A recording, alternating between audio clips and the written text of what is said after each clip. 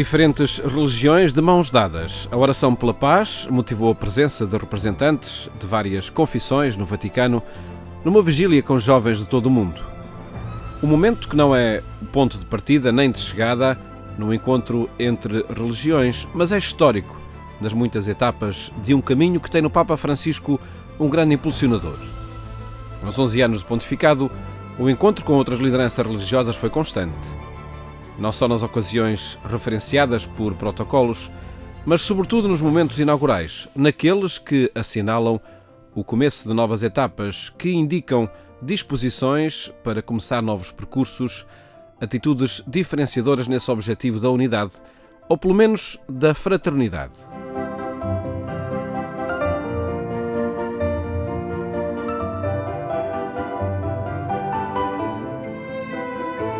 A assinatura da Declaração Conjunta sobre a Fraternidade foi outra dessas ocasiões que fica na história do diálogo do Papa Francisco com outras tradições religiosas. No dia 4 de fevereiro de 2019, em Abu Dhabi, assinou o documento sobre a fraternidade humana para a paz mundial e a convivência em comum.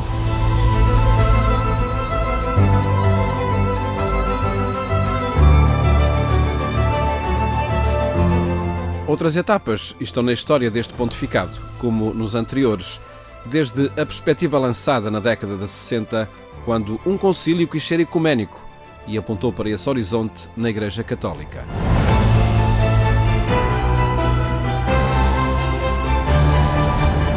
Em Portugal, os documentos do Concílio Vaticano II inauguraram etapas novas no caminho ecuménico, depois continuadas na organização da sociedade que a Revolução de Abril de 1974 provocou e que se estendem até à aprovação da Lei de Liberdade Religiosa em 2001.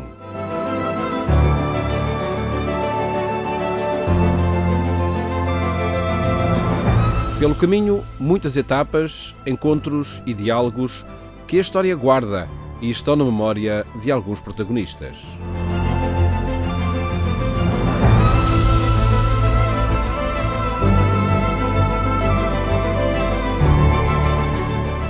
O Padre Peter Stilwell é hoje uma das vozes do diálogo entre religiões, pessoal e institucionalmente. Uma sensibilidade que vem de longe, de memórias familiares, das conversas com a mãe sobre a sobrevivência enquanto minoria católica e da ação da avó na promoção dos primeiros encontros. Minha avó foi sempre uma pessoa que ela tinha amigas e gente, se não de família, mas pelo menos próximos, que eram não católicos e, portanto, esse traço de relação afetiva ajudava a superar aquilo que eram memórias de tensão. A minha avó era portuguesa, portanto, e não tinha a mesma vertente de experiência que tinha, por exemplo, do lado da família da minha mãe, de quem eu herdei a memória do que foi uma família católica em Inglaterra, que foi sempre católica e que resistiu durante aqueles tempos de perseguição das comunidades católicas e em que tínhamos antepassados que tinham morrido por causa da fé. Circunstâncias familiares que ajudaram a criar pontes entre religiões, entre maiorias e minorias, a participar em diálogos com ritmos sempre diferentes. A nossa memória, digamos, do ramo da minha mãe era de algum pé atrás em relação a tudo o que fosse ecumenismo, porque se tinha resistido a isso. Do lado da minha avó, tinha-se uma percepção mais abrangente, de que era boa gente.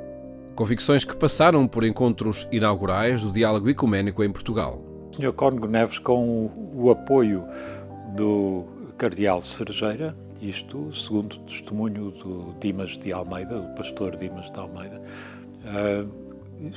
fez parte de um grupo, não sei exatamente quem é que teve a iniciativa, um grupo que era composto do bispo Luís Pereira, que era o bispo da Igreja Lusitana até, se não me engano, 1980.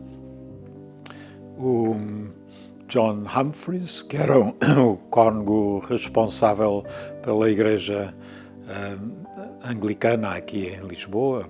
Portanto, teríamos a Igreja Anglicana, teríamos com Dimas da Almeida alguém da área presbiteriana, tínhamos o Luís Pereira, que era da Igreja Lusitana, ou seja, da Comunhão Anglicana, e tínhamos alguns padres dos inglesinhos. Portanto, os inglesinhos eram um seminário de formação de padres para a Inglaterra. E são estas reuniões entre diferentes igrejas cristãs que acontecem no ambiente da família de Stilwell. O curioso é que essas pessoas juntavam-se na casa da minha avó. Pelo menos algumas vezes juntavam-se em casa da minha avó. Eu lembro-me de ter ido uma vez, já como seminarista, ter participado numa dessas reuniões. Portanto, são uns primórdios, por assim dizer.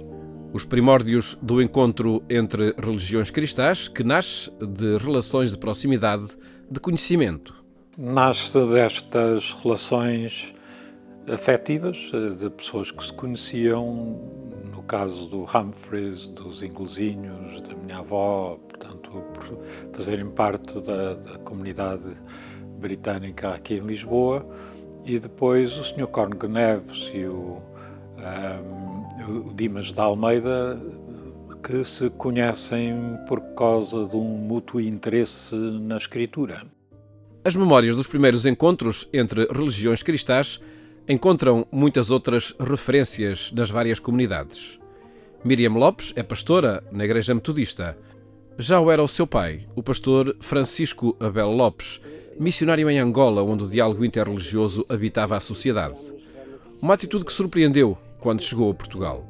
Ele foi pastor em Aveiro e, como ele era uma pessoa de trato muito fácil com toda a gente, chegou a constituir uma grande amizade com o pároco da freguesia, penso de Vera Cruz, nessa altura, e isso também escandalizou profundamente alguns membros da Igreja de Aveiro, que acharam que isso era deitar por terra todo o caminho de autoafirmação de uma igreja evangélica protestante em Portugal face ao catolicismo, que nesse tempo também se calhar tinha uma visão vice-versa feita face ao que eram os protestantes. Em causa, o começo de uma atitude de diálogo, primeiro entre algumas igrejas cristãs e depois a envolver também o catolicismo. Desde que o meu pai foi pastor, em 56, que é considerado também o ano do princípio de um trabalho conjunto já institucional das três confissões com a Igreja Evangélica Alemã, e que criaram ligações com a Igreja Católica, com setores da Igreja Católica e, sobretudo, depois do Concílio Vaticano II. Etapas do encontro entre religiões que passaram também por outros episódios. Valdozende, no Gerês, é uma memória dessas histórias. Uma história que é contada pela reportagem da RTP uns anos depois. Valdozende é uma aldeia original. Vista do outro lado do rio Cávado, ninguém dá, porém, com a sua originalidade. É apenas uma terra minhota à entrada do Gerês. Mas houve um tempo em que Valdozende tomou uma decisão grave. O padre não merecia respeito. Correu-se com o padre. Mudou-se de religião. O Sr. Carvalho era o sacristão na altura. O padre quilhou-nos, abandonou-nos, nós deixámos. E porquê que o padre os abandonou? Porque sim, porque não sei lá o motivo porquê. Ele é que sabia, não eram nós. E houve aqui uma guerra muito grande, foi? Houve assim uma coisa quaisquer, nem foi de mais nem de menos. A guerra nem deu sangue, nem deu nada, mas o povo ficou um bocado ferido com ele, claro, abandonou. A guerra começou aqui, na velha igreja da aldeia que o padre queria mudar. Acabou aqui, na igreja nova, que ninguém quis conhecer. Um caso que está nas memórias da Igreja Metodista, nomeadamente do pai da pastora Miriam Lopes, Francisco Abel Lopes, chamado a prestar assistência religiosa em Valdozendo. A população estava inquieta, porque tinha funerais, tinha casamentos para fazer, tinha batizados para fazer.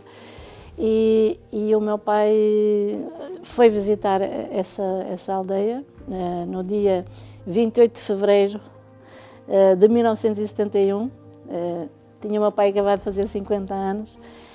Uma presença que recuperou a experiência das missões em África, onde se aliava a evangelização à conquista das condições de dignidade de vida. Foi sempre acompanhado por a criação de condições sociais e até económicas, nomeadamente de tipo agrário e cooperativo, para que as pessoas conseguissem ter esperança, para jovens deixassem de emigrar da forma que emigravam e conseguissem, com o tempo, adquirir melhores condições sociais para a população. Isso transformou completamente o tecido da aldeia. Naturalmente que o trabalho social era extensivo a todos os membros da aldeia, fossem católicos, fossem metodistas, e também na empregabilidade desses membros no trabalho social. Até hoje esse trabalho está de pé. Regressemos às memórias do padre Peter Stilwell, agora para nos aproximarmos do estímulo dado pelo Concílio Ecuménico Vaticano II ao diálogo entre comunidades religiosas, nomeadamente as cristãs. Quando voltei a Portugal e entrei no seminário em 1965, estava-se na última sessão do Concílio Vaticano II e o espírito de ecumenismo estava a fazer-se sentir aqui em Portugal também, onde a Igreja Católica era vastamente maioritária. Situação que motivou casos de intolerância, agravados pela situação social e política da altura. Ser-se diferente em Portugal nos anos anteriores ao 25 de Abril era quase considerado como uns apátridas, como cidadãos de segunda categoria. E o 25 de Abril abriu a possibilidade de nós termos uma sociedade diferente, onde aquilo que já era diferente fosse reconhecido. Há alguma distinção que começa a surgir nos anos 70 com a comunidade islâmica, a primeira construção da mesquita, da mesquita central em Lisboa, e depois com o 25 de Abril, com os retornados, vêm as comunidades, a comunidade cresce significativamente, com gente vinda de Moçambique e da Guiné. Havia sempre aquele receio de que no meio de atividades religiosas houvessem atividades subversivas e que, nomeadamente referente às colónias e aos movimentos independentistas em África, que houvesse a interferência de missionários protestantes nesses processos de consciência que levaram efetivamente à independência. A liberdade social e política foi também a afirmação da liberdade religiosa. Mesmo antes da Revolução de Abril, em 1974, deputados liberais quiseram garantir a liberdade religiosa em Portugal por lei, o que não se concretizara. Mas consolidou-se a aproximação entre religiões, nomeadamente cristãs, e a consciência católica da importância da Bíblia, também como fator de diálogo ecuménico, como está documentado no jornal Voz Portucalense, de dezembro de 1971, onde o Bispo do Porto escreve: A dificuldade de nos aceitarmos como igreja crítica vem-nos até da reserva antiga contra a própria palavra reforma, a qual soava em muitos ouvidos a heresia. Ora, a palavra reforma é anterior, no uso da igreja, a Lutero e a Calvino. Ela era usada entre os escolásticos, não como significando mudança, mas restituição. Pela reforma, as coisas sobrevivem, pelas razões que as fizeram nascer. Depois da Revolução de Abril, foi necessário um quarto de século para ver concluído o processo legislativo sobre a Lei de Liberdade Religiosa no Parlamento português. Um marco decisivo na afirmação da cidadania das religiões em Portugal, que ditou também o processo de revisão da Concordata 3 anos depois. Foi realmente um tempo de alívio, de esperança e que se veio depois a consignar com a Constituição e com a Lei da Liberdade Religiosa de 2021, que foi um processo fundamental e que tem sido considerado por todos, penso que unanimamente, como uma das chaves da nossa paz verdadeiramente social e entre as igrejas, entre as confissões, entre as religiões. Curiosamente, mais uma vez, esta questão evolui por iniciativa da sociedade civil, se podemos dizer isso, que portanto, é um ministro da Justiça, o Dr. Vera Jardim, que acha que se deve regulamentar aquilo que estava na Constituição sobre a liberdade religiosa, e com o conselheiro Sousa Brito eles trabalham a redação de uma lei, que é das leis talvez mais avançadas e mais interessantes na Europa e que vai ser aprovada no ano 2001. A Assembleia da República quis assinalar as 2 décadas da aprovação da Lei de Liberdade Religiosa com 3 colóquios, o último entre o Presidente do Parlamento Português e o Cardeal Dom José Tolentino Mendonça, e também com uma exposição, Os Caminhos da Liberdade Religiosa em Portugal. António Marujo, comissário desta exposição sobre 2 décadas de liberdade religiosa em Portugal. O que é que esta exposição contém? Basicamente conta uma história de como foi, sobretudo no último século, o debate, as tensões, os conflitos, o diálogo, a negociação também sobre o tema da liberdade religiosa. Portanto, começando com a Lei da Separação de 1911, na Primeira República, passando depois pelo Estado Novo, com essa ambiguidade de um regime que estava próximo, em termos ideológicos, da matriz católica do país, mas que ao mesmo tempo perseguiu, discriminou aqueles que se lhe opunham também, que se lhe opunham em nome da sua fé. E nomeadamente as minorias religiosas, que eram bastante discriminadas durante o Estado Novo. E depois evoca a história democrática dos debates desde logo a seguir ao 25 de Abril de 1974, com a questão do divórcio para o casamento, para quem tinha um casamento católico, e finalmente a evocação daquilo que é a própria lei promulgada há 20 anos, há 22 anos. Os debates sobre os caminhos da liberdade religiosa em Portugal, que ocuparam as bancadas da Assembleia da República e foram preenchidos pelas razões que sustentam a presença das religiões na modernidade. Vivemos num contexto onde a secularização tem um papel muito importante, mas olhando para a arqueologia da própria secularização, nós encontramos pulsante, latente, o sentimento religioso, que é alguma coisa de irremovível, quer do coração do indivíduo, quer da vida das nossas sociedades.